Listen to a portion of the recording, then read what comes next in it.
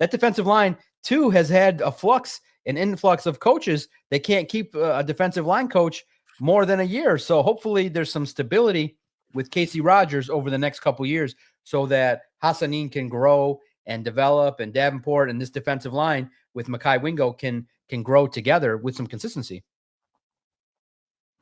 So yeah, let's go to that next name. I think a certain member of the, I don't want to call it the entourage, but it's just a certain member of the entourage doesn't really deal with me because I feel like I'm speaking the truth. Ahmed Hassanin, the lightning rod started with me when Brad Holmes got up there after the draft and was like, I don't know, 6th round, is that good enough for you guys? No, Brad, it's not. What do you mean?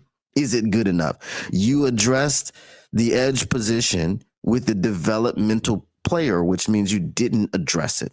We've had Broderick Martin in here the last few years, and he's supposed to be developing. All I know about Broderick Martin is he's trying to lose weight and get slimmer, and maybe he's moving to the edge. Maybe that's the theory, right? Because he's just slimming down. He's not really playing. So with Ahmed Hassanin, the thing is like, okay, I understand you told Dan Campbell he would die on the field. That's fantastic. Does that make you a player who is the savior of the edge position opposite Aiden Hutchinson? I don't think so. And I believe he is a 6th round rookie. These are the facts. He's a 6th round rookie. That means that he was passed on by every team in the league at least 5 times.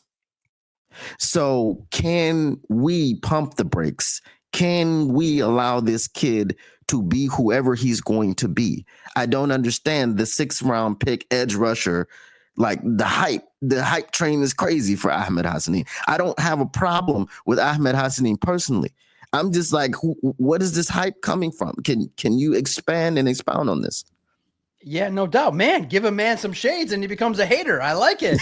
I like your willingness to put aside the fanboy hanging on the nutsack of everybody that's a player of the Detroit Lions and question some decisions. Good. That's what my theory is to ask some tough questions. And he partly Brad Holmes was basically talking to me because I asked him like 15 defensive end questions this offseason, starting at the combine. I got the train rolling early on. I wish you could have heard my question, but he misunderstood the whole point. Here was my question to Brad Holmes directly at the combine. It was, this is a credit to how you built this team that most people feel you're one weak position away from being a Super Bowl contender. What is your reaction to those that think you just need a defensive end to get over the hump? And he's like, well, why don't we get 7, 8 of them? Well, that's your job, is to go out there and find it and make it happen. Now, many people do kind of feel like the team settled on Marcus Davenport, but they believe he can produce. Now, you're absolutely right that the idea is that most people understand that if Brad Holmes picks you, they also remember James Houston was a lower round pick, and he came out there and got 8 sacks, and he was raw too. But they wanted him to be a complete football player. They don't want just a guy to go out there and just sack the quarterback. Like the Lions' philosophy is you got to earn the right to be out there by understanding your role, understanding that you can't make one good play in a sack and then have 4 bad plays where you're out of position and it breaks down and you give up a 6 to 7 yard run on 2nd down. You know what I mean? So that's where the growth is going to take place. And look, it's fine. Fans' job is to hype up and love their players, love what they need to do. And of course, I understand and can respect that. But also, I've also taken a job to understand, to press and ask questions about the general manager that the fans want. And that's why I think you would love the questions that I was asking Brad about, hey, are you going to get a defensive end? But here's what happened. Brad tried to get a defensive end earlier. He tried. He said, I tried to make 30 trades. And here's a funny story. Ray Agnew must have forgot that Brad was on the radio and said it, because I said, hey, Ray, Brad said, I said, there's a report out there. I should have just said, I forget, it's early in the morning. I said, hey, Ray, there's a report that you guys tried to trade 30 times. What happened? Was it more tough because of where you were at? Tell me a little bit. He's like, we didn't do that. Well, unfortunately, yes, you did, because that's what Brad Holmes said. So he was maybe a little bit lost in the question or wanted to evade that talk. But here's what happened based on what Brad Holmes said. The Lions position, because they're a good team, and this is the price of being a good football team, you're lower in the draft round in every round. So Brad was trying to move up in the second and third round, making calls, but teams were not trying to come down all that far. So you could make an argument, okay, maybe Tate Ratledge was the intended guy in the second round, but the third round pick, they were trying to be aggressive. What do you think they were trying to get? They were probably trying to maneuver for a defensive end. They just couldn't get to the right spot to get it. And so they had a list of guys that they would have felt comfortable with. Hassanin was a guy that they felt they could take and wait on later on, because they had, Don, they had other needs. We now realize the offensive line was pretty significant. So they went with 2 guys in the draft. So they had to slot it, because unfortunately, with them knowing that there was maybe a question with Frank Ragnow, they probably prioritized the offensive line a little bit more than defensive end. It's an interesting debate, because the fans felt like that's the position to target sooner. And it's a fair point, a very fair point. But they felt like we got some edge rushers. We got some Sam linebackers that can also pressure the quarterback, like an Al-Quadin Muhammad, like a Derek Barnes. So they feel like we have options at that can pressure the quarterback. And they felt like, all right, the guy that they chose was somebody that, in terms of football experience, light on experience. But the Detroit Lions believe that if you've got the intangibles, even more than talent, if you're gritty, if you're hungry, if you're a person that's dedicated to the game of football, they can take you and mold you into a player that can be productive. I do think he'll be productive because he's got the right mindset. I've been knocking on the guy's door for like 3 weeks. Come on my podcast. I want to interview you. And all I've been getting is, which I respect, but it's not great for me and my brand. But he's like, I'm locked in, Doc. I'm locked in. And Ahmed is honest and real when you talk to him. He's like, look, my job is a 6th rounder. I'm not there yet. Why would you want to interview me? And I'm like, because you got a great story and we're both Middle Eastern. We have the same kind of gritty mentality. It's us little guys against the big conglomerates out there. Let's go. And we're both succeeding. And I want to talk to you. I want to get you on the podcast. And he's like, I want to take it easy. I want to get in the book. He literally is diving into that playbook so intently. I can't weasel my way in to get any time with him, which is great. And I'm like, okay, 5 minutes, 4 minutes, we joke around, but he's an honest, good guy that will at least respond to the messages, but he's dedicated, and you never know. I'm a pest.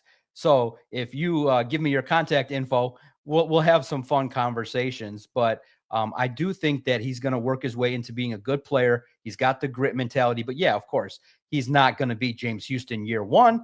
But I think he'll be a contributor. He'll be part of the mix because he's going to work his ass off to try and prove that the Lions made the right call. He's got the right gritty mentality. So you like guys, when someone says, I'm going to die for you, thank you, coach, for believing in me, that just indicates a loyalty to the Lions right away, just for the appreciation that they took you, that, hey, you're the guy, you're the team that took a chance on me coming out of Boise State. So Ahmed's going to be just fine. I love what I see out of him. I like it. You want to talk to him more. He's a good kid, good guy learning. I like what I see from him early, but yeah, he's got a long way to go to be productive. And again, you're right. You're being fair and honest. He's a 6th round pick. He's got a way to go. But the good thing is he knows that. He's like, I'll talk to you when I earned it. And it's one of those deals where I've not seen it that too often, where I tell them what the potential is in terms of the audience and how much appreciate, and we're going to hype you up and do what we can do to have a good interview. But to have an opportunity for him to pass on it, I think it's great. He's a humble guy. See, that part I can respect. I can respect that he knows that he's a 6th round pick. He knows. You know what I'm saying? I can respect that. So at that point, this is what I'm saying. I'm not a hater. Okay. Yeah, no. I can respect this. All right. So all of you fans, stop it. Get some help. Let this man do the work and lock in. There's a lot to unpack The James Houston thing is crazy to me because, again, with just understanding from the fans, because this is what we do. We talk to the fans. Okay. We get their input, we get their feedback. How are they feeling? All these things. The hatred of James Houston, like year 2, was crazy, right? But then Ahmed Hassanin comes in, and your gauge is, can he be James Houston year 1? This is the thing. So that's why it was crazy to me. Speaking of the Tesla pick, did you see the Cat Williams and Shannon Sharp interview? I'm pretty sure you saw it. Yeah, of course. Okay. 100 million people saw it. That was one of the craziest things I've ever seen. I actually would like to go back and watch that because it's so wild how accurate Cat Williams was. And it makes you go, could you imagine if I ever did a show like that and started just airing out laundry and people coming on and trusting me? I've burned a lot of bridges in that interview. No one's going to come out and just let it rip with the doc, but you never know. You know, I'm at that age now, that prime age where Shannon blew up in his mid-50s. I'm still in my early 40s, so we're in a good spot. Well, if you decide to do that, Doc Tells All episode, come on over here and do it, so I can be like, "What?" So, Doc, what'd you say about what you saying about Jeff Ifrady? Exactly. What you saying about Easy? But the thing that he did when he made the football reference, he was like, stand up on the line, boy. I was covering the draft, and I did that exact same thing when they traded up because I thought we were getting our edge rusher, and then they said Isaac Tesla, receiver out of Arkansas. I left. Okay. I went over there somewhere.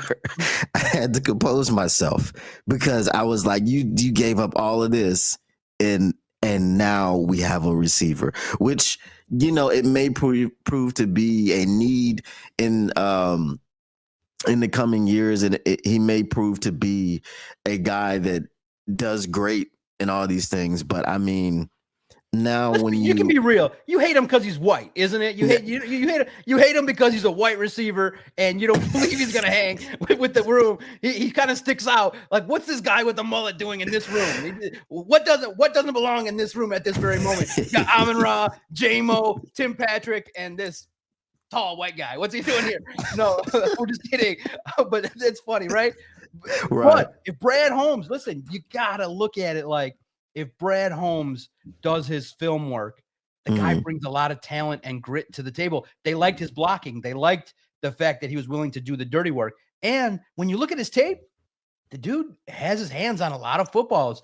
And what Brad Holmes has been missing is that traditional X receiver that's kind of like, and this is a crass comparison, but the model of what you kind of want to see out of Tesla is like Anquan Bolden. You throw him the ball, he's open, and he's going to be reliable. And I think in this offense with Jared Goff, there's a chance that that's a sneaky good pick. But you're absolutely right. The biggest question mark is, are you going to trade up 30 spots for this one guy? 30 spots. You could have gotten a little bit something different on defense that might have helped you.